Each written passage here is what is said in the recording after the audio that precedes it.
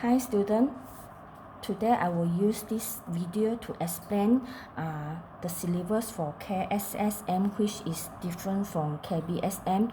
This is the one that I not managed to go to with you during our lesson, so I will explain to this video, let you see something that we not cover in our KPSM syllabus. So from here, first, we start with chapter 1 from 4. For Form 4 chapter 1, they were going to cover, learn three types of function. Here is discrete function. Discrete function is the domain must be in an integer or a separate value here. Now, I'm using the graph to represent the function here. So from the graph here, we can find the image for the object 1, 2, and 3. But if the question asks you to find the image for the object 2.5, but from the graph here, we cannot find the value for the object 2.5. I mean the image for the object 2.5. So this is discrete function. Second, we go for continuous function.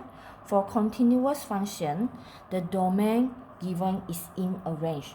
So we can find the value for the domain in certain interval. Example here, I still can find the image for the object 1.5. This is continuous function. Now the third one is absolute function. Absolute function, which is applied for the modulus function. Modulus function. So as the example that I show here, this is modulus for linear graph, and this is modulus for quadratic graph. Okay, so followed by revision for type of relation. As we learned already, we have 4 types of relation: one to one, one to many, many to one, and many to many. But in these 4 relation, only one to one and many to one relation is a function.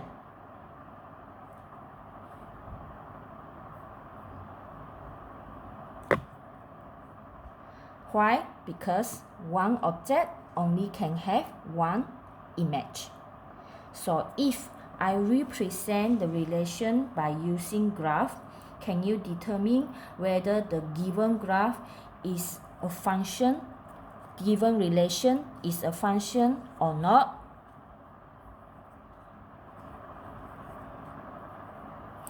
We can use a vertical line. So look at example number 1. I draw a vertical line, I only get one image. I draw a vertical line, I only have one image. So this is a function. Now I want you to look at the second example. I draw a vertical line, I only got one image. So touch at one point only on each line. So this is a function. Now we go to the third example. If we draw a vertical line, you will notice that you will have 2 different images. So one object with 2 images, this is not a function. This is not a function. Okay, we do a bit revision for this one, inverse function now. So as we know that one-to-one relation is a function, then for example here, if the object is x, that means you will get image equal to y.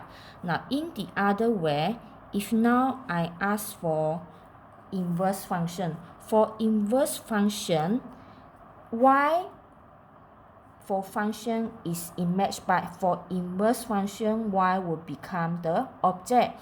However, s will become the image. Now we look at the inverse. Is it one object also have one image? Yes. So one-to-one relation is a function and has inverse function. But I want you to look at this example now. Many-to-one relation.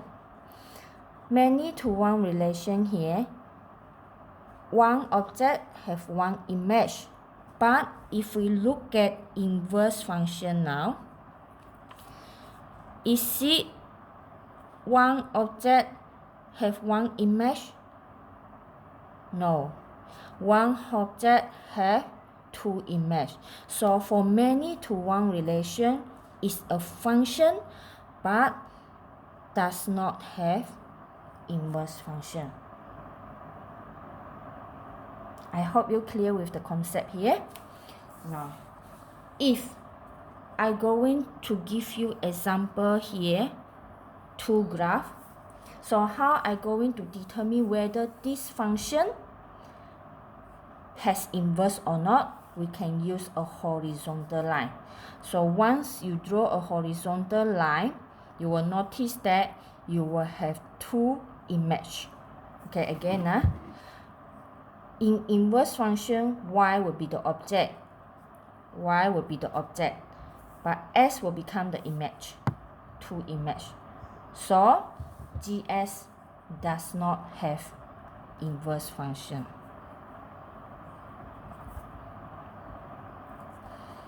Now I want you to look at second example. I draw a horizontal line. Then one object have one image.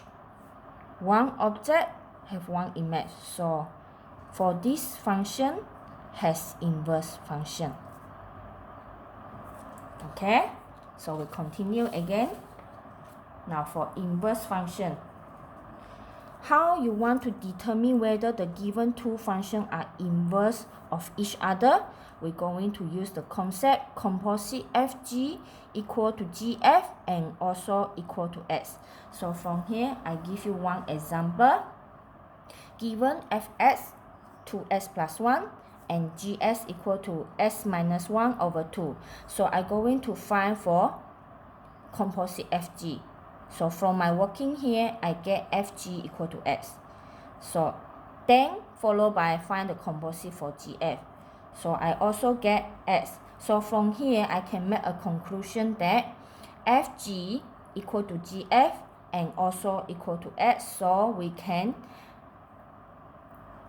say that F and G are inverse for each other.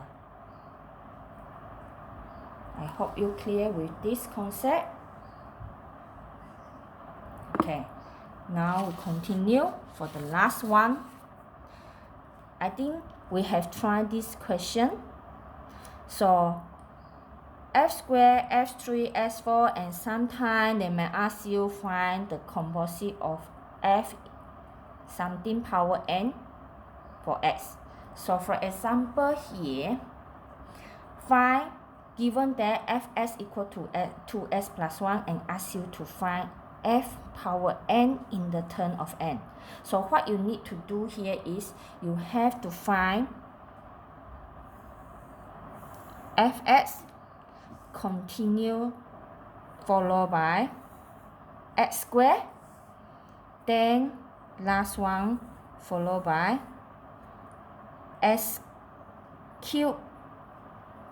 So from these three functions here, we can derive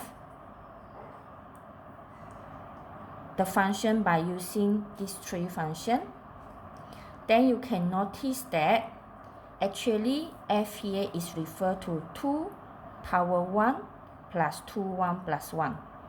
And f square actually is 2 square s plus 2 square plus 1. And f cubed is 2 cube s plus 2 cube plus 1. So you will make a conclusion that f and s equal to 2 power n s plus 2 power n plus 1. So basically, you have to find minimum F1, F2, and F3, then you make conclusion. You will get Fn. So later I will give you few questions for you to try. Thank you for watching this video.